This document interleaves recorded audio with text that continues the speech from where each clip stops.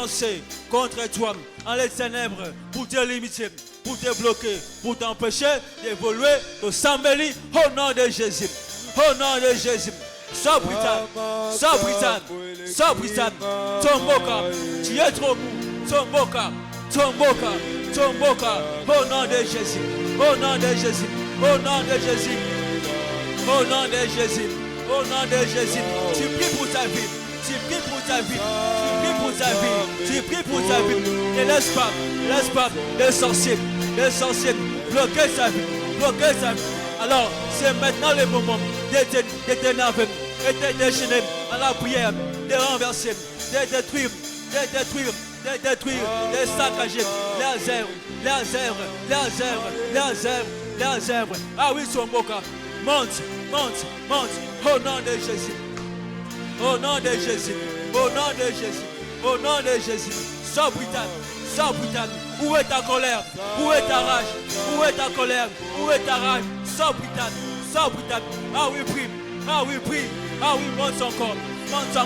Ton boca. Bébé ça. Va prochaine avant la blanc. Qu'ils ont conçu pour contrer ta vie. Et que si École, va télémi, va bloquer, va stopper, va bébé ça, va le ozo tomboka, ozo massa, ozo boyango. Au nom de Jésus, prie pour sa vie, prie pour sa vie, ou un jeune qui prie. Ou un jeune qui prie pour sa vie, qui se bat en esprit, qui lise en esprit, Azotomboka, bon avis naem, ebe batem, ah oui, prie pour ta vie, ton boca lisusu,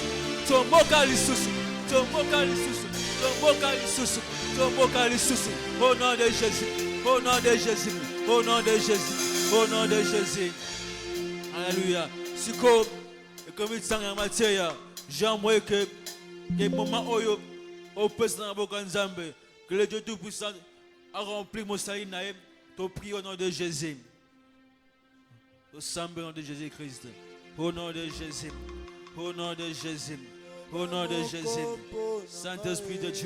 Saint-Esprit de Dieu, remplis le prédicateur, remplis le roi des rois, de sorte que les messages soient clairs et limpides pour nos esprits.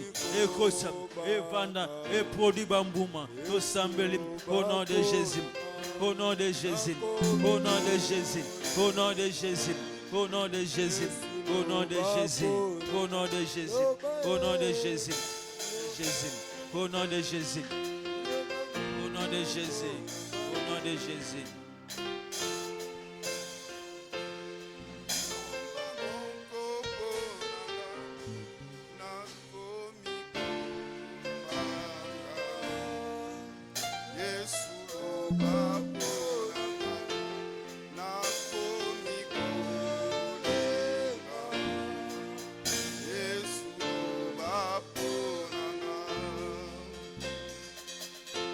Seigneur, nous venons près de toi pour apprendre, Seigneur. Nous voulons que, Seigneur, tu puisses instruire les jeunes, non seulement du centre évangélique, le sanctuaire, mais aussi de tous ceux que nous suivrons partout au travers le monde. Aide, Seigneur, pour que les fiançailles puissent être réussies. Manifeste-toi au milieu de nous. Parle à ton peuple. Fais-nous du bien au nom de Jésus. Amen. Amen.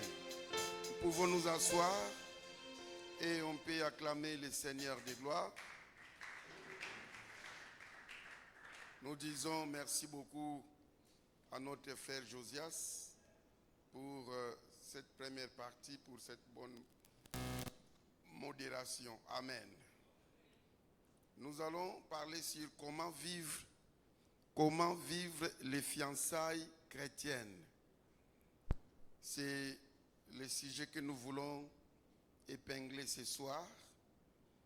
Alors, si vous avez votre Bible, vous lisez avec moi dans Luc chapitre 1er. Nous allons lire du verset 26 jusqu'au verset 35.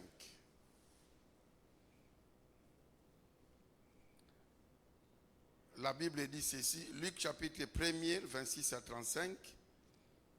Au 6e mois, l'ange Gabriel fut envoyé par Dieu dans une ville de Galilée appelée Nazareth, auprès d'une vierge fiancée à un homme de la maison de David, nommé Joseph. Le nom de la vierge était Marie. L'ange entra chez elle et dit, « Je te salue, toi à qui une grâce a été faite. Le Seigneur est avec toi. » Troublée par cette parole, Marie s'est demandé ce que pouvait signifier une telle salutation. L'ange lui dit, « Ne crains point, Marie, car tu as trouvé grâce devant Dieu. Et voici, tu deviendras enceinte, et tu enfanteras un fils, et tu lui donneras le nom de Jésus. Il sera grand et sera appelé Fils du Très-Haut. Et le Seigneur Dieu lui donnera le trône de David, son père. Il régnera sur la maison de Joseph éternellement, et son règne n'aura point de fin. » Marie dit à l'ange, « Comment cela se fera-t-il, puisque je ne connais point d'homme ?» L'ange lui répondit, « Le Saint-Esprit viendra sur toi, et la puissance du Très-Haut te couvrira de son ombre. C'est pourquoi le saint enfant qui naîtra de toi sera appelé Fils de Dieu. » Amen. Est-ce qu'on peut acclamer la parole du Seigneur? Ah, c'est bien, tu as acclamé, mais je veux que tu acclames bien vraiment le Seigneur de gloire.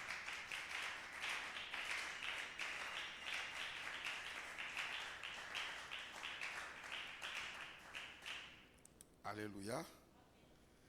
Encore une fois, Alléluia. Je suis encore dans Matthieu chapitre 1er. Je commence au verset 18. La Bible dit, « Voici de quelle manière arriva la naissance de Jésus-Christ. Marie, sa mère, ayant été fiancée à Joseph, se trouva enceinte par la vertu du Saint-Esprit, avant qu'ils aient habité ensemble. Joseph, son époux, qui était un homme de bien et qui ne voulait pas la diffamer, se proposa de rompre secrètement avec elle. Comme il y pensait, voici un ange du Seigneur lui apparut en songe et dit, « Joseph, fils de David, ne crains pas de prendre avec toi Marie, ta femme, car l'enfant qu'elle a conçu vient du Saint-Esprit. » Amen. Dans ces deux récits que nous venons de lire, il s'agit d'une même histoire, la naissance virginale de Jésus-Christ par Marie. Vous savez que Marie a conçu sans être en contact avec aucun homme. C'est un phénomène unique qui s'est passé et ça ne se passera plus. Dans Jésus, il n'y avait pas le sang d'un homme. Amen. La Bible dit que c'était par la vertu du Saint-Esprit. Et vous savez que dans l'enfant, le géniteur, c'est l'homme. C'est l'homme qui est le géniteur de l'enfant. Alors c'est pour cela qu'on dit que Jésus, c'est le Fils de Dieu. Jésus n'a pas eu de père biologique. Le père biologique de Dieu, c'est lui-même, de Jésus, c'est lui-même Dieu. c'est un mystère qui s'est fait par la puissance du Saint-Esprit. Amen.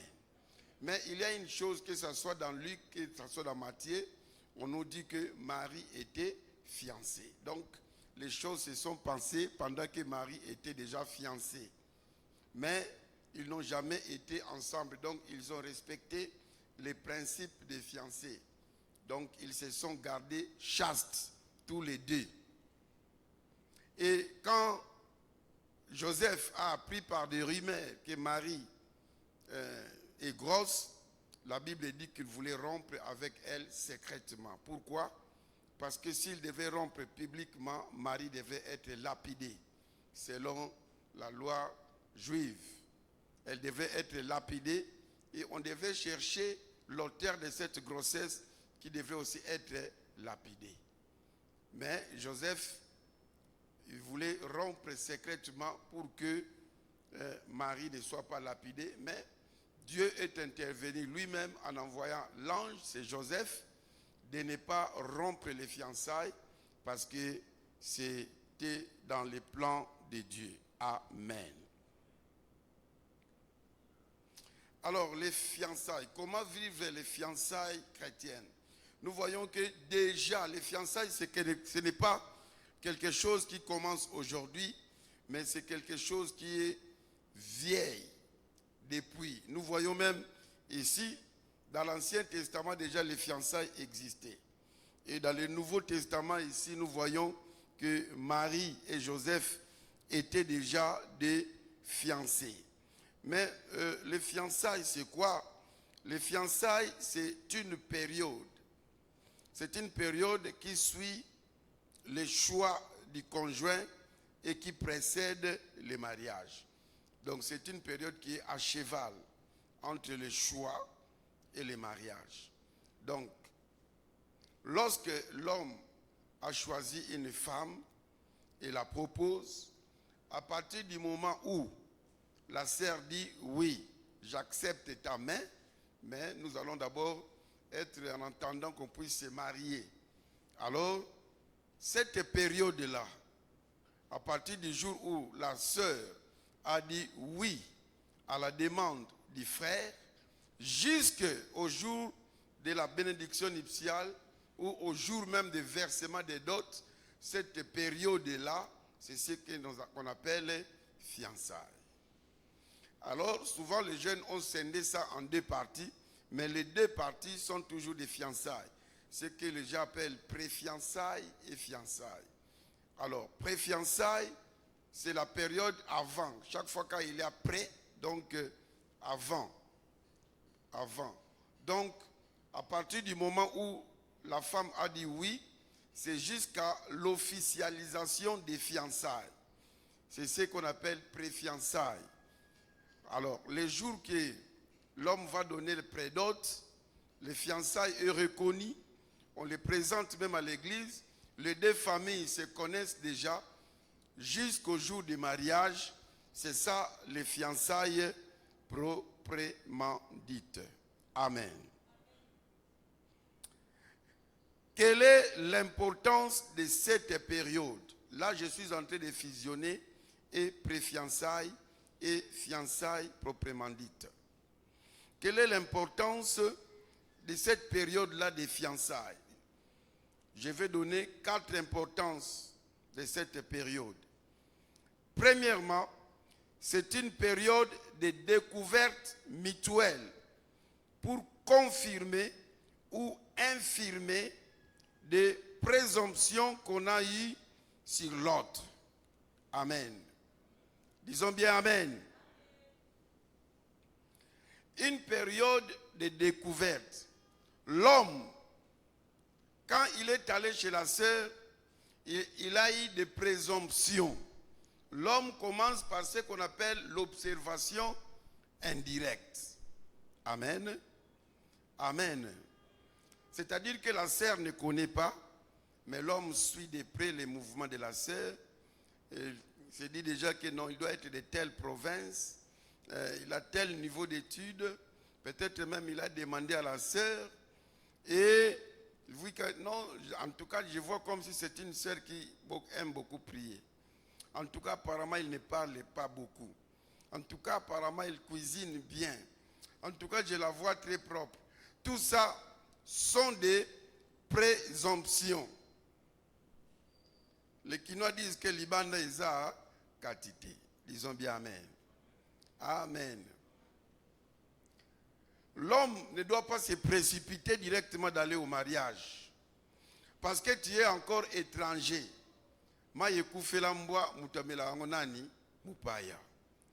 Alléluia.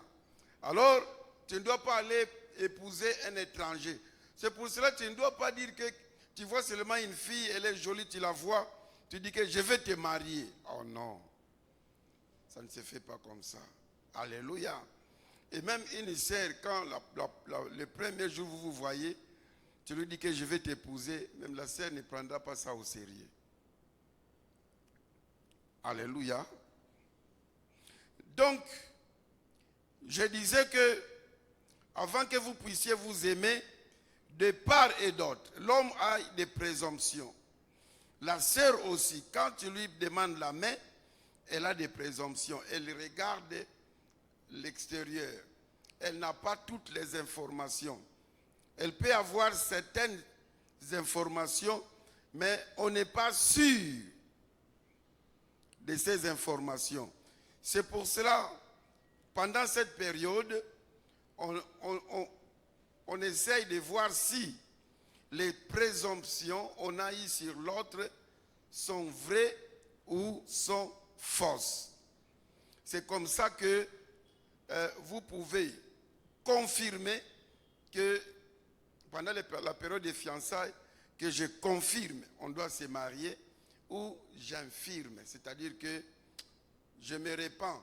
J'avais dit oui, mais après observation, après que je puisse être avec vous, maintenant que je vous ai découvert, je trouve que ça n'ira pas.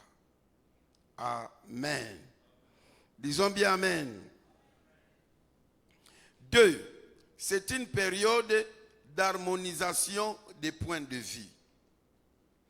Vous harmonisez les points de vie.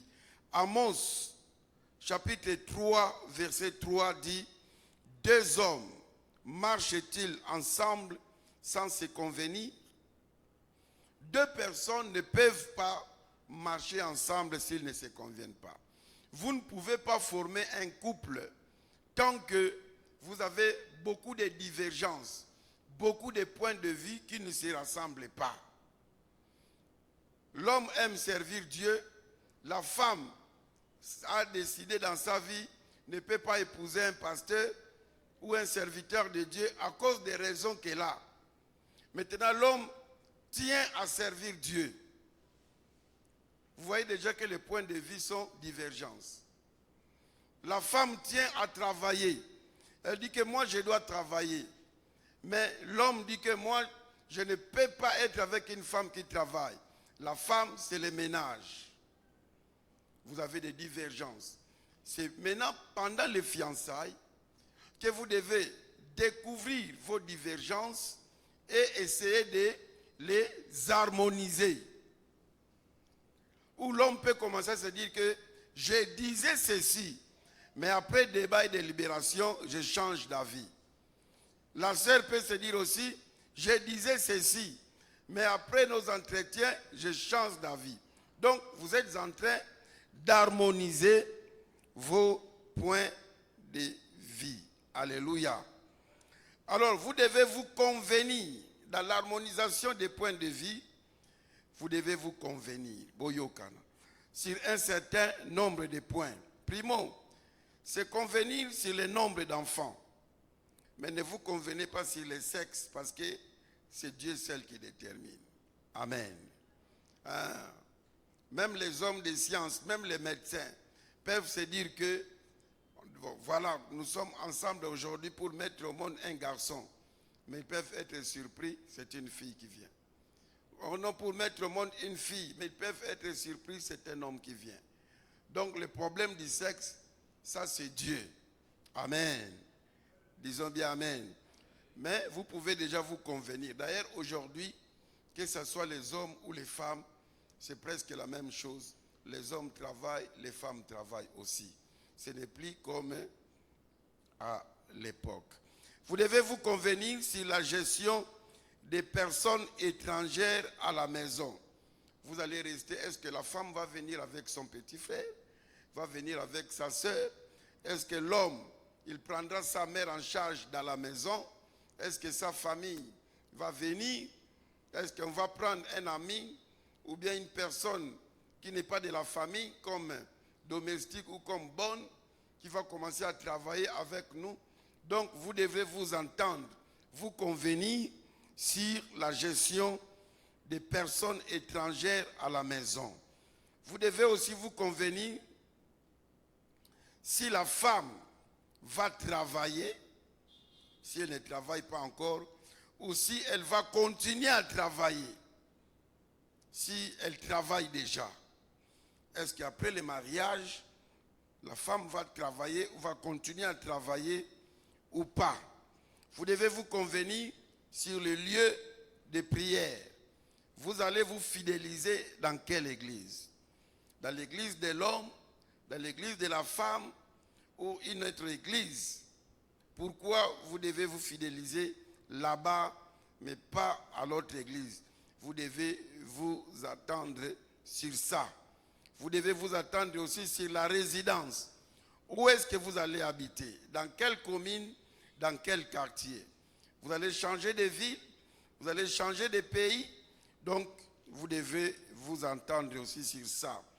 Vous devez aussi vous attendre sur la gestion des enfants nés hors mariage. Il se peut que la femme que vous épousez soit une fille mère. Elle a mis au monde déjà un enfant, ou 2 enfants, ou 3 enfants, avec un autre monsieur ou plusieurs messieurs. Ou il se peut que l'homme soit aussi un fils père. Il a déjà un enfant ou plusieurs enfants. Alors vous allez vous entendre. Comment est-ce que vous allez gérer ces enfants-là? Ils vont venir à la maison, il va rester chez son père ou chez sa mère. Au cas où il tombait malade, est-ce que tu vas permettre que l'homme aille chez la maman de l'enfant ou la femme aille chez le papa de l'enfant? Comment vous allez gérer ça? Ou carrément, vous prenez l'enfant, l'autre ce n'est plus son affaire, il reste le géniteur, mais l'homme prend en charge. Ou la maman reste celle qui a enfanté, mais l'épouse reste comme la maman de l'enfant, va s'occuper de tout. Alors, discutez de ça. Discutez de ça sincèrement. Il ne faut pas l'hypocrisie. Non, j'ai seulement accepté parce qu'on est fiancé. Non. Tu dois montrer ta position où tu es d'accord, où tu n'es pas d'accord. Et c'est cette position que tu vas garder jusque dans le mariage. La Bible dit que ton oui soit oui, que ton non soit non, le reste vient de l'ennemi. Disons bien Amen. Disons bien Amen. Il ne faut pas avoir peur que le fiancé puisse partir ou la fiancée puisse partir lorsque vous ne vous convenez pas sur un point. S'il partait, c'est mieux que d'aller dans le mariage et divorcer après. Vous savez, c'est facile qu'on puisse épouser une veuve ou un veuf que d'épouser un divorcé ou une divorcée. Parce qu'on ne sait pas qu'est-ce qui a poussé à divorcer. Mais le veuf ou la veuve, peut-être la nature, les circonstances ont fait que Dieu a rappelé l'un de vous. Mais pour celui ou celle qui a déjà divorcé, attention, parce qu'on dit que qui a bu, boira. Il peut te dire que d'ailleurs, Naboyaki, j'ai refusé avec l'autre, là, avec toi, c'est quoi? Je peux faire la même chose. Donc, attention. C'est pour cela, évitez les divorces dans la vie. Pour éviter les divorces, alors il faut bien fignoler les fiançailles. Deuxième importance de cette période. Premier, j'avais dit que une période de découverte. 2, une période d'harmonisation des points de vue. 3, c'est une période de préparation pour le mariage. Là, pendant les fiançailles, vous allez choisir les parrains. Mais ce n'est pas un enseignement sur le choix des parrains. Mais si je peux ouvrir entre parenthèses, pour les parrains, il faut regarder les couples stables. Et de préférence, pas un couple qui s'est marié dans moins de 3 ans. Il faut chercher un couple qui s'est marié au moins pendant plus de 5 ans. 5 ans ou plus, c'est mieux. Et ce n'est pas les finances qui déterminent les bons parrainages. Il faut regarder la maturité et que les parrains puissent être des convertis. Alléluia. Disons bien Amen. C'est très important. Le grand travail des parrainages vient après la fête du mariage. Avant là, ce n'est pas ça les parrainages. Il va donner les véhicules, il va donner 1000 francs, $1000, il va faire ceci. Ce n'est pas ça les parrainages. D'ailleurs, le parrainage, c'est quoi? C'est le coaching dans un nouveau monde. C'est lui qui t'accompagne dans ce nouveau monde. Il n'y a pas que des parrainages dans les mariages. Même si vous entrez dans l'armée, vous aurez un parrain. Si vous entrez dans les services de sécurité, vous aurez un parrain. C'est lui qui va commencer à vous guider. Attention, dans ces services, ce n'est pas comme ça, ce n'est pas comme ça. Amen. Donc c'est comme les coachs. Alors donner un véhicule, ce n'est pas ça le coaching. Acheter une veste pour vous, ce n'est pas ça le coaching. Disons bien Amen. Choix des parrains, c'est aussi une période d'arranger votre maison, là où vous allez habiter. Vous achetez déjà le poste téléviseur, les lits, le minimum nécessaire. Parce que quand l'homme est célibataire, des fois il ne peut avoir que 2 assiettes. Peut-être qu'il n'a même pas un réchaud. Il mange le maléwa. Et quand il va pouvoir prendre le petit déjeuner, il remplit déjà son thermos de thé chaud que la voisine a mis pour lui. Alors, maintenant, quand la femme doit venir, il faut qu'on prépare les conditions. Amen. Donc, c'est pendant les fiançailles, on peut arranger toutes ces choses, déterminer ensemble le lieu et la date de la bénédiction nuptiale, dans quelle commune, et qui va bénir votre mariage, qui seront les invités, et vous préparez la dot. La femme, tu dois être témoin de comment est-ce que l'homme est en train d'acheter ceci, d'acheter cela. Tu peux aussi l'accompagner. Tu demandes votre maman, le super wax, si vous avez demandé, vous voulez quelle couleur, tout ça. Vous achetez, vous gardez. Vous achetez la marmite, c'est qu'on a. Toi-même, la sœur, tu es sûr que nous sommes en train de nous préparer. Amen. Et l'homme peut même commencer à donner l'argent chez toi. Garde ça, garde. Tu as la garantie. Mais tu n'as jamais vu des histoires de mariage. Il y a beaucoup de choses qui se passent dans ce monde. Amen. 4. L'importance de cette période, c'est la période d'observation et de jugement pour voir si tu seras heureux ou heureuse dans le mariage. Je dis bien, c'est la période d'observation et de jugement pour voir si tu seras heureux ou heureuse dans le mariage. Si tu minimises la période des fiançailles, tu seras surpris dans le mariage et vous risquez de ne pas aller loin. Alléluia. Disons bien Amen. Pendant cette période, vérifiez si l'homme ou la femme que tu veux épouser, est-ce que ce n'est pas une personne égoïste? Est-ce qu'il n'est pas soulard? Prenez le temps de prier. Est-ce qu'il n'a pas un mari de l'esprit ou une femme de l'esprit? Est-ce qu'il sera un bon futur papa de tes enfants? Est-ce qu'elle sera une bonne future maman de tes enfants? Est-ce que tu seras heureux d'avoir comme elle ton épouse? Seras-tu heureuse d'avoir comme lui comme époux? Fera-t-il ta fierté ou ta honte? C'est pendant cette période que tu dois te poser ces questions et faire un jugement objectif. Disons bien Amen. Premier point, j'ai parlé de l'importance de cette période. Deuxième point, c'est que les fiancés peuvent et ou doivent faire pendant les fiançailles. Ce que les fiancés peuvent faire et ou ce qu'ils doivent faire pendant les fiançailles. 1. Ils doivent prier ensemble et séparément. Amen. Amen. Les fiançailles doivent avoir l'habitude de prier ensemble et même séparément quand l'autre n'est pas là. Prie pour tes fiançailles. Prie pour ton futur mariage. Prie pour les enfants que vous mettrez au monde. Demande à Dieu si tu es sur la bonne voie. Est-ce que tu n'as pas fait un faux pas? Que le Seigneur te révèle. Est-ce qu'il n'est pas sorcier? Est-ce qu'elle n'est pas sorcière? Elle n'a pas de problème de mari spirituel. Que le Seigneur révèle. S'il est hypocrite, il est en train de jouer de l'hypocrisie. Que ça soit manifesté un jour. Amen. Priez. Priez ensemble. Remettez tous vos projets entre les mains du Seigneur. Mais priez aussi séparément. 2. Faites des promenades ensemble.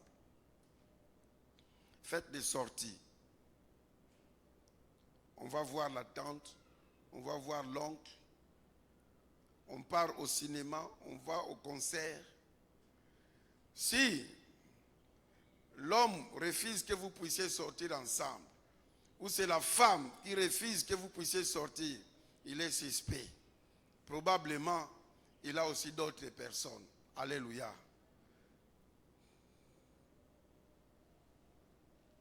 Vous voyez, sortir ensemble, c'est pour cela qu'on dit qu'avant de fiancer, surtout les frères, tu dois avoir la possibilité de temps en temps de ne pas manquer même $10, $20 dans tes poches. Parce que quand il faut sortir, vous n'allez pas commencer à prendre des transports en commun. Amen. 3. Visitez les membres des familles. À part les promenades, faisons un petit tour. Visitez les membres des familles. Alors, visitez les membres des familles de l'homme, visitez aussi les membres des familles de la femme. 4. Visitez, mais pas fréquemment, les amis de l'autre. Mais il faut les visiter à 2. Il ne faut pas aller visiter l'ami de votre fiancé. Toi, tu es une sœur, tu vas visiter son ami masculin parce que c'est son meilleur ami. Et tu vas les visiter seul. Ce n'est pas prudent. Ou les frères, tu commences à côtoyer l'ami à ta fiancée. Tu vas la visiter seul. Là aussi, ce n'est pas bon. Mais si vous allez visiter un ami, allez à 2. Mais que ça ne soit pas aussi régulier. Que ça puisse être des cas qui sont un peu rares. Circonstanciels. L'ami a été opéré. Il a été à l'hôpital, vous allez les visiter. Il a été éprouvé, vous allez les visiter. Il a réussi aux examens d'État, ou bien il a obtenu, décroché la licence, il y a eu une fête, vous allez les visiter à 2. Mais pas très souvent. Est-ce que c'est clair? 4, sur ce qu'ils doivent faire, ils doivent beaucoup causer. Les fiancés doivent avoir le temps de beaucoup causer. C'est pour cela, les fiancés qui ne se rencontrent pas, directement ils vont au mariage. Il y a beaucoup de surprises dans les mariages. Et pourtant, évitez des surprises dans les mariages. Tout ce qui pouvait étonner l'autre, tout ce qui pouvait causer un débat, soit la continuité, soit la rupture des fiançailles, alors vous devez les discuter. Alléluia. Alléluia. vous devez les discuter ensemble. Vous devez les discuter ensemble. Ne surprenez pas votre mari dans les mariages. Ne surprenez pas votre femme dans les mariages. Alléluia. Amen. Si on vous a fait l'opération à partir d'ici jusque-là, dites à votre fiancé, moi tel que vous me voyez là, donc on m'a opéré d'ici jusque-là. Donc si vous me touchez là, vous allez voir des montagnes qui sont des cicatrices de l'opération. Alléluia. Il faut qu'il soit au courant de ça. Dites à l'autre, on m'a opéré des myomes. On m'a coupé les trompes. On m'a enlevé, la matrice. Il ne faut pas surprendre. Moi, on m'a dit que je ne mettrai pas au monde. Tel que vous me voyez là, je suis impuissant. Tel que vous me voyez là, celui-là, ce n'est pas mon père. Mes parents sont morts. Ce sont mes oncles. Dites toute la vérité à votre fiancé. Disons bien amen. Parce que certaines réalités, certaines vérités, si ça se découvre dans le mariage, l'autre pouvait se dire pourquoi tu ne m'avais pas dit. Donc tu m'as trompé. Et un mariage bâti sur les mensonges, on peut les séparer. Disons bien amen.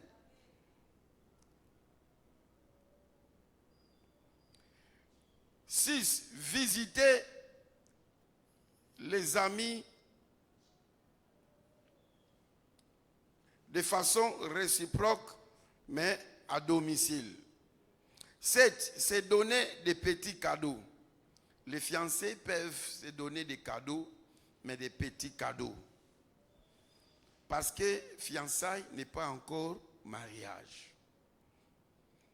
Vous êtes des fiancés, tu donnes le cadeau d'une voiture à votre fiancé. Et après, quelque temps, votre fiancé voit que vous n'êtes pas digne d'être son épouse ou votre époux.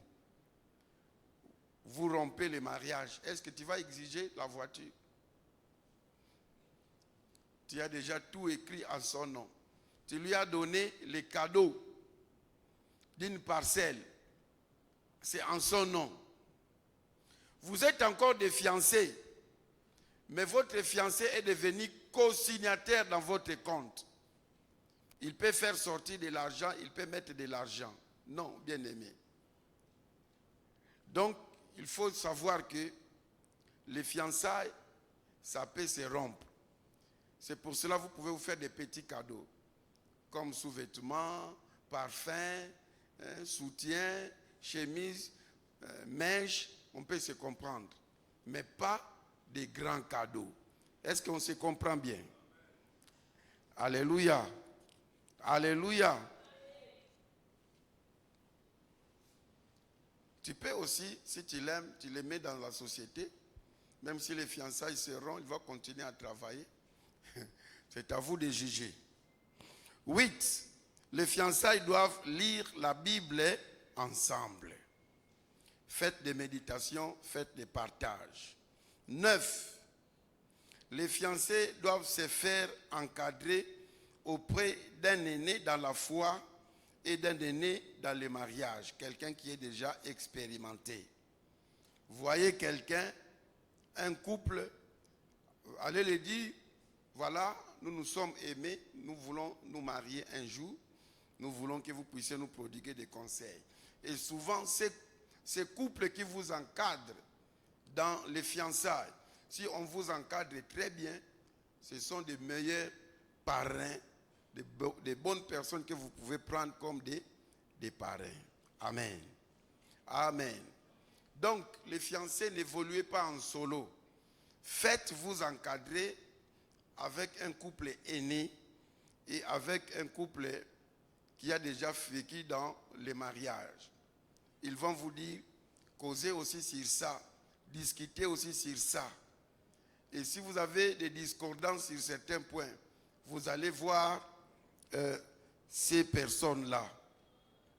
Souvent, les Quinois et les Quinoises aiment faire des choses en cachette. Ce n'est pas bien. Il y a beaucoup de choses qui vous échappent. On ne sait pas vous prodiguer des conseils.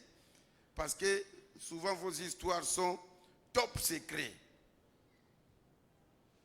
10. Les fiancés doivent faire des examens prénuptiaux. C'est très important. Il y a un couple qui va se marier au mois de juillet. Ils sont venus me voir. J'ai dit, est-ce que vous avez déjà fait des examens prénuptiaux? Pas encore. Bon, vous êtes déjà des fiancés. D'ailleurs, même les frères a déjà doté. Donc, vous êtes déjà des mariés. Maintenant, si quand vous allez faire des examens, on dit que l'autre a VIH. Ou l'autre ne mettra pas au monde. Qu'est-ce que vous allez faire? Ou vous avez la possibilité de mettre au monde un albinos. Ou un enfant de SS.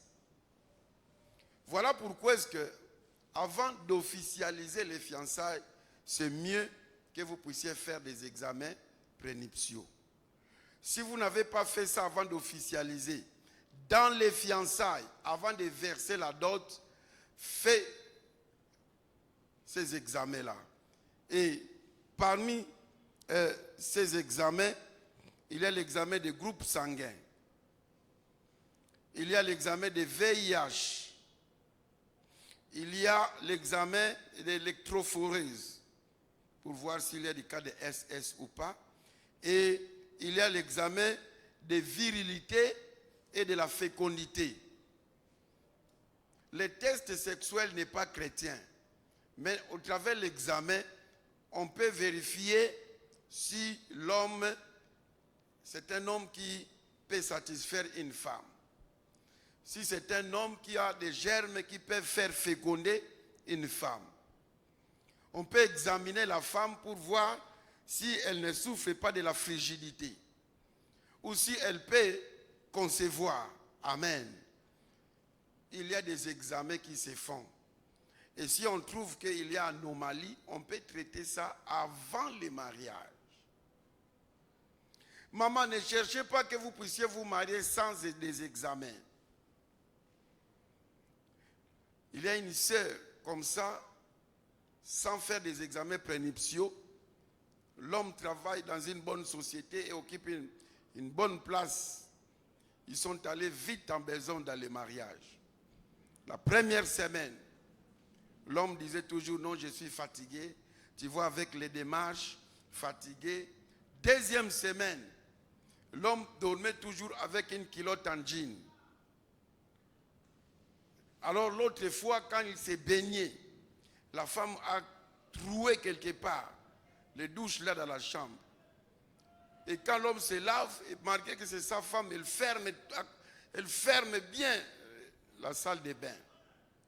La femme est allée lorgner et il voit que son mari, donc son appareil génital est vraiment foutu, juste comme un stylo.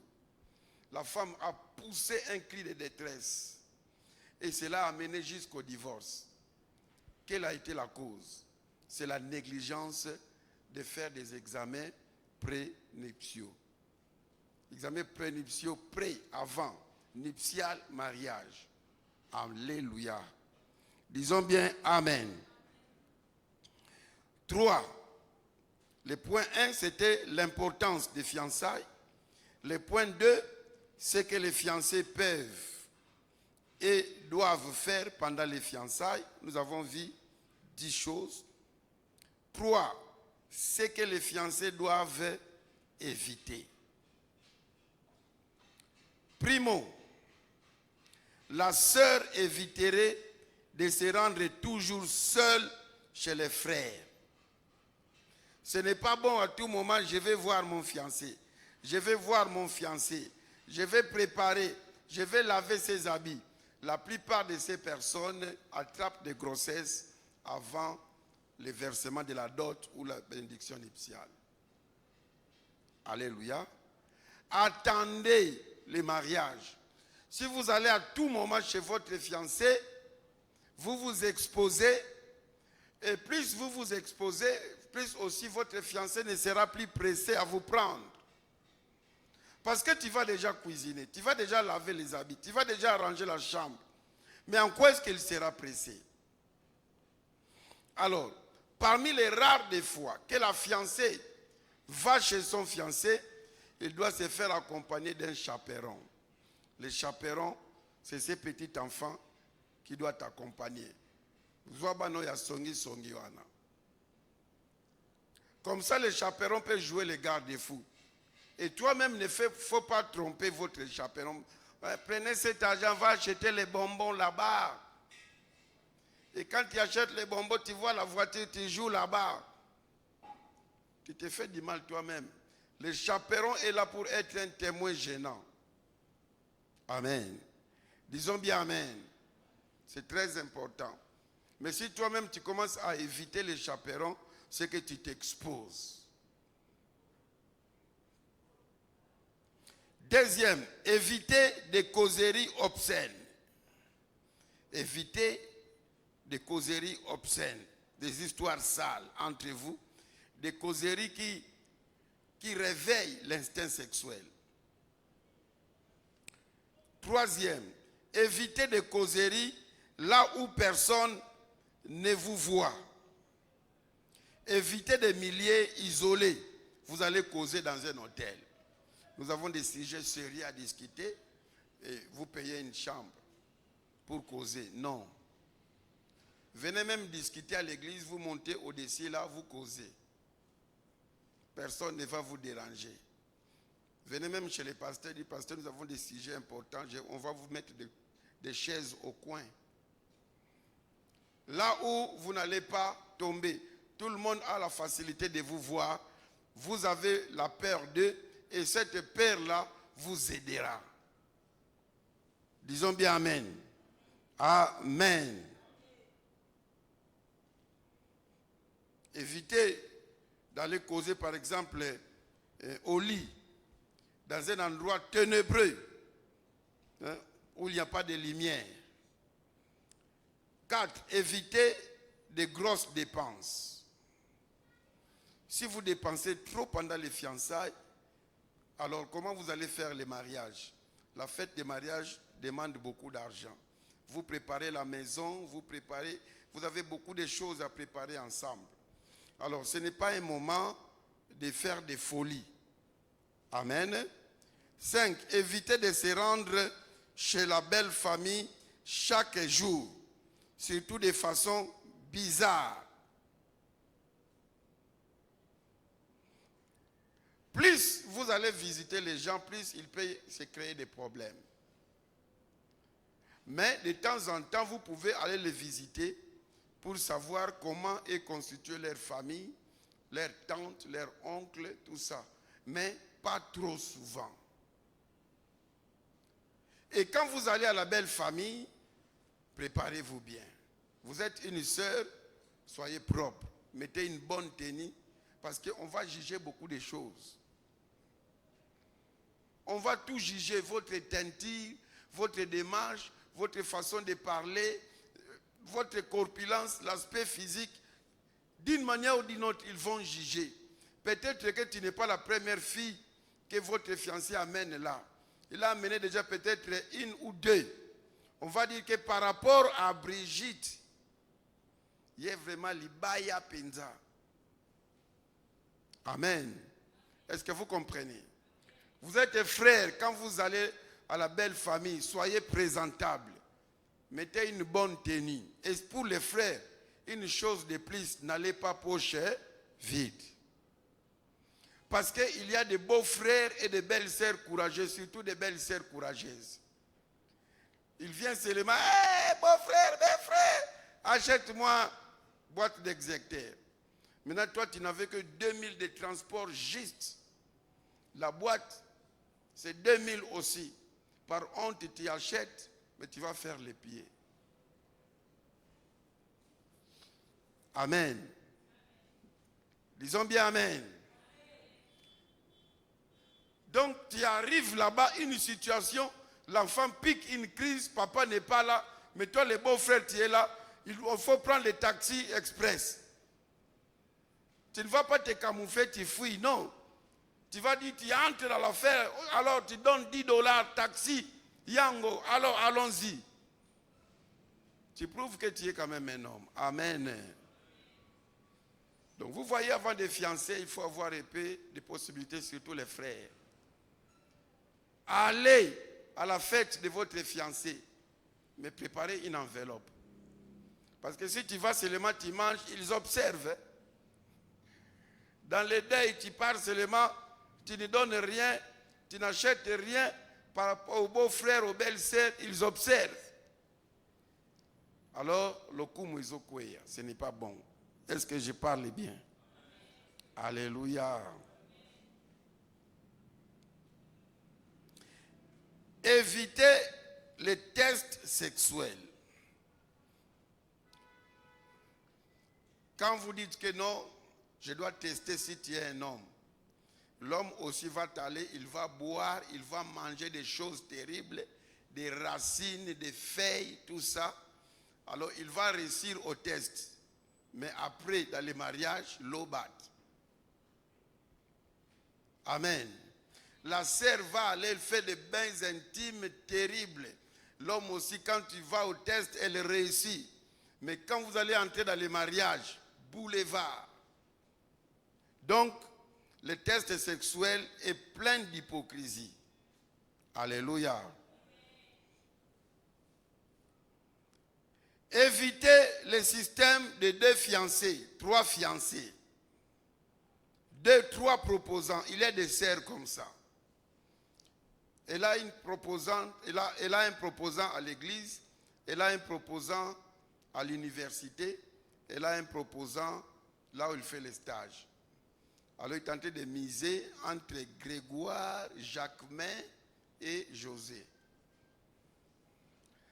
Alors, en voulant tout gagner, on perd. Hein? Les jours que celui-là va connaître, il va se retirer. Quand l'autre va connaître, et puis tu vas rester seul. Lorsque tu es déjà en pré-fiançailles ou fiançailles avec quelqu'un ou quelqu'une, reste figé à cette personne.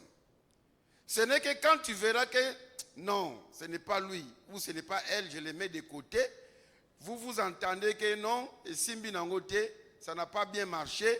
Alors, chacun prend son chemin. Ce n'est qu'alors tu peux faire un autre choix. Est-ce que je parle bien? Évitez des gros bisous et des bisous prolongés. Amen. Des gros bisous.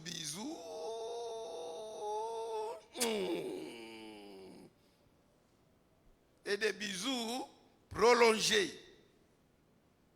Amen. Attention. Vous connaissez l'histoire du rat. On a dit au rat, le noyau du noix de palme est empoisonné.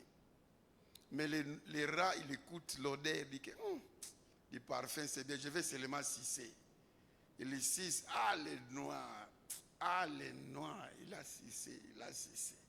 En suçant, les dents ont grignoté un peu. Il a senti, vraiment, c'est succulent. Je vais broyer seulement une fois. Quand il a broyé une fois, il ne pouvait plus se retenir. C'était maintenant 2 fois, il a broyé le noyau et il est mort. Amen. Attention.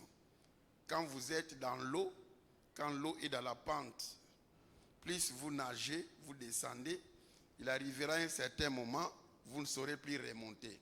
Le courant d'eau va vous tirer jusqu'à la chute. Est-ce que vous comprenez de quoi est-ce que je parle? Alléluia. Il y a un couple qui se sont engrossés. Quand je l'ai demandé, la sœur a dit, nos pasteurs, ce jour-là, c'était l'unique fois. Et je l'avais dit de prendre seulement le côté en haut, pas en bas. Je lui ai dit que la limite, c'est ici. Quand il a donné en haut, ils sont allés jusqu'en bas. Et il arrivera ce moment-là, ni toi, ni elle, ou ni lui ne saura résister. C'est pour cela, évitez de longs baisers. Est-ce que je parle bien? Disons bien Amen. Alors, Point 5. Point 1, c'était l'importance. Point 2, c'est que les fiancés peuvent faire ou doivent faire. 3, c'est que les fiancés doivent éviter. 4, maintenant, je voudrais dire un mot sur la rupture des fiançailles. Est-ce que les fiançailles chrétiennes peuvent se rompre? Oui. Ça peut se rompre lorsqu'on se rend compte que je m'étais trompé en donnant mon consentement. Amen. Ça peut se rompre. C'est pour cela, lorsque vous êtes des fiancés, ça ne garantit pas que vous êtes des mariés. Quand deux personnes, frères ou sœurs qui se sont aimés, s'ils trouvent que ça ne va pas, même si vous venez chez le pasteur n'a pas de verset à vous exhorter. Ils disent que donc comme vous avez trouvé, ça ne va pas, bon, chacun fait son chemin. Mais le frère ou la sœur qui fait ça 2 fois, 3 fois est considéré de moins sérieux. Alléluia. Il mérite qu'on lui donne le temps. Tes frères, tu feras encore 3 ans, nous ne voulons pas que tu choisisses. Parce que tu as déjà choisi 2 fois, 3 fois, et ça ne marche toujours pas. C'est que tu dois d'abord être enseigné. Parce que quand on est des fiancés, mine de rien, on a fait quand même certaines choses ensemble. Vrai ou faux? Alléluia. Mais, ne vous mariez pas par honte de rompre les fiançailles. Ne vous mariez pas par pitié. J'ai pitié de divorcer, de rompre ses fiançailles parce que vraiment j'ai pitié. Qui va l'élever dans sa famille? C'est avec qui? J'ai pitié de lui, j'ai pitié d'elle. On ne se marie pas par pitié. Et on ne se marie pas malgré. Je ne voulais pas l'épouser, mais c'est le pasteur qui a dit. Ce n'est pas le pasteur qui sera dans ta maison. Ce n'est pas le pasteur qui sera dans votre lit. Est-ce que vous m'entendez? Ce ne sont pas des amis non plus. Tu dois être responsable toi-même de ton mariage. Les autres peuvent conseiller, mais le dernier mot revient à toi-même. Et quand tu donnes le dernier mot, soyez responsable. Il ne faut pas dire que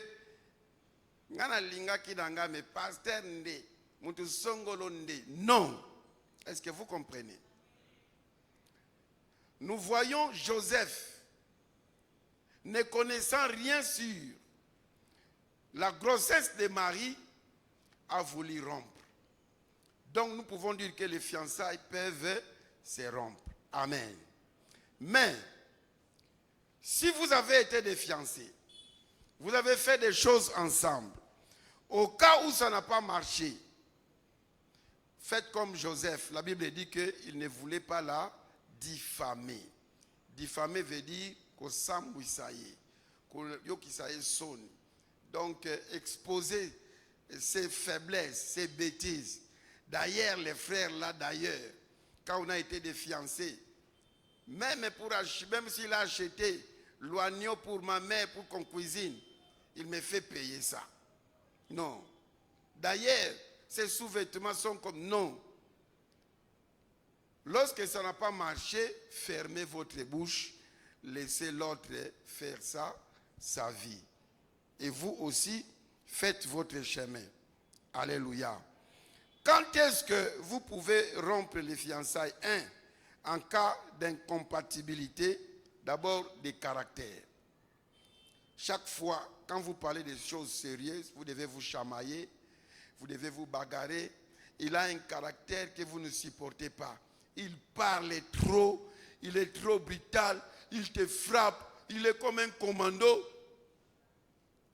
Alors attention, sinon ton visage aura beaucoup de cicatrices. Amen.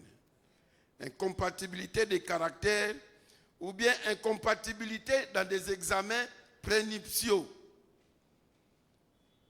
Vous trouvez que vous pouvez faire des enfants SS.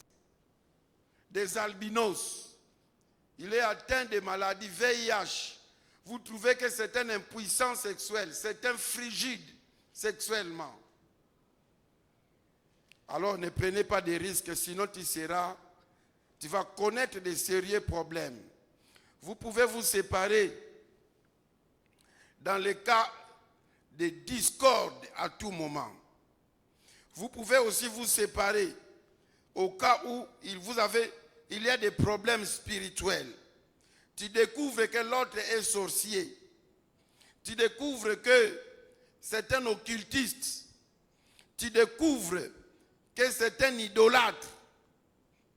Tu découvres qu'il a les maris de nuit, des femmes de nuit, et qu'il ne veut pas passer par la délivrance. Alors sache que si tu signes avec un homme pareil ou une femme pareille, alors il faut tout endosser. Parce qu'après la bénédiction, on dit quoi? Que personne ne sépare ce que Dieu a joint. Même toi-même, tu n'as pas le droit de rompre ton mariage. Alors là, c'est jusqu'à ce que la mort vous sépare. Alors il faut commencer à prier, Seigneur, quand est-ce que tu vas tuer cet homme? Quand est-ce que tu vas tuer cette dame? Or, un chrétien, une chrétienne ne peut pas faire une telle prière. D'où l'importance de bien choisir avant de se prononcer et avant d'informer les responsables. Je le dis souvent, vaut mieux bien se marier tard que de mal se marier tôt. Parce que si tu te maries mal tôt, tu finiras par refaire les problèmes de mariage un jour. Parce que ça va se solder au divorce. Maintenant, ça sera un problème. Le conseil de l'église doit s'asseoir pour examiner est-ce qu'on peut lui permettre de se marier ou pas. Ou bien tu vas sortir de l'église et faire ta vie en dehors de l'église. C'est pour aller en enfer un jour. Donc vous voyez qu'il ne faut pas badiner avec les problèmes de fiançailles. Prenez cela au sérieux parce que cela a des répercussions pendant toute votre vie. Alléluia. Disons bien Amen. Alors, je me limite là. Je devais vous envoyer dans des ateliers, mais les 18 ou les 19, vous allez faire des ateliers parce que le samedi prochain, ça sera les 4, nous aurons réunion des couples. Le samedi qui va suivre là, ça sera les 11. Ça sera le débat entre les sœurs et les mamans, les frères et les papas. Et le samedi là qui va suivre, le 18 mai. Alors, nous allons faire les débats. Je vais dicter seulement les questions que nous allons débattre. C'est par rapport aux fiançailles chrétiennes. Amen. Amen. Notez ça. Si tu ne notes pas, suivez ça sur YouTube et tu vas noter. La première question que nous allons débattre, cherchez déjà des réponses. Un frère ou une sœur peut-il avoir 2 ou 3 personnes qu'il observe au même moment? Je ne dis pas qu'il va déjà fiancer, mais il observe la sœur Mamie, la sœur Annie et la sœur Natacha. Il les observe et vivre dans les fiançailles. De même aussi, une sœur peut-il avoir 3 frères qui les proposent, mais il les observe au même moment. On va débattre qui seront pour, qui seront contre, donner les arguments. Deuxième question, on va débattre. Citer 10 sujets d'entretien entre fiancés et classer-les en ordre d'importance. 10 sujets d'entretien entre les fiancés et classer-les en ordre d'importance. C'est-à-dire que quand vous êtes des fiancés, citez 10 sujets que vous pouvez débattre. Nous avons dit que les fiancés doivent avoir le temps de causer. Alors citez 10 sujets et classez ça. Le premier sujet, c'est ça. Deuxième, c'est ça. Troisième, c'est ça. Troisième question. Toute vérité n'est pas bonne à dire, disent les Français. Qu'en est-il dans le domaine des fiançailles? On dit souvent que toute vérité n'est pas bonne à dire. Est-ce que dans les fiançailles aussi, cette logique est bonne ou c'est mauvais? On va débattre. Quatrième, citer les principales causes de la rupture des fiançailles. Autrement, quelles sont les causes où les fiançailles, on peut accepter que non, vous avez rompu, non, vous avez raison. C'est ça, en tout cas. Quelles sont les causes ou les principales causes de rupture des fiançailles? 5. Quels sont les éléments à considérer dans les fiançailles? Quels sont des éléments à en tenir compte? En tout cas, à cause de ça, je dois l'épouser. À cause de ça, non, je me retire. Quels sont les éléments? 6. Et le dernier, quelles sont les stratégies qu'il faut prendre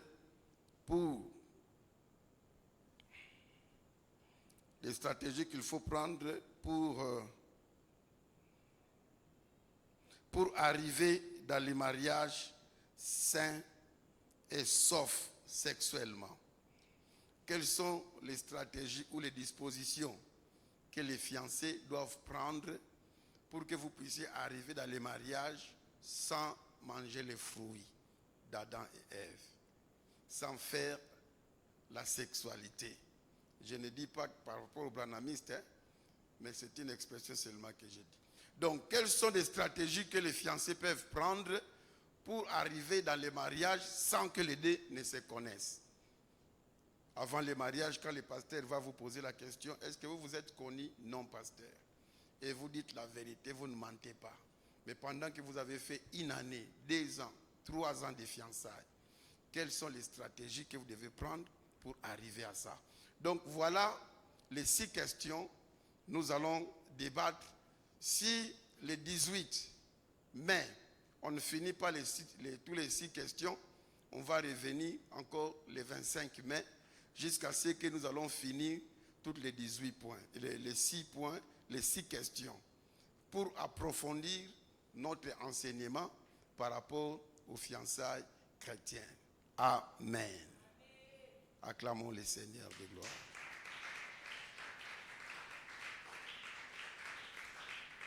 Quelqu'un a une question? Quelqu'un a une question? Je vois que notre jeunesse de 7 ans n'a pas de questions. Ça fait 3 séances que je vous enseigne, vous ne posez pas de questions. Ou vous ne comprenez rien, ou vous comprenez tout. Entre les deux, c'est quoi? Vous ne comprenez rien. Hein? Est-ce que vous comprenez tout ou vous ne comprenez rien? Hein? Naouij, tu comprends ou tu ne comprends pas? Tu comprends? Frère, tu comprends ou tu ne comprends pas?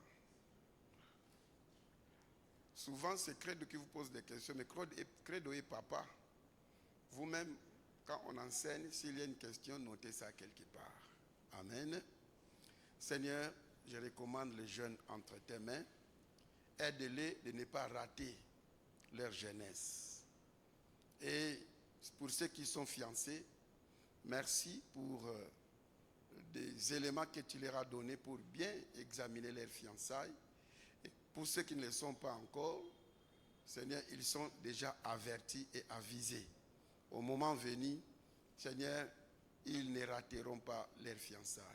Saint-Esprit, grave ces messages dans leur tête, et même ceux qui vont nous suivre sur le net, que ça puisse les aider aussi. Au nom de Jésus-Christ, Amen. Acclamons le Seigneur.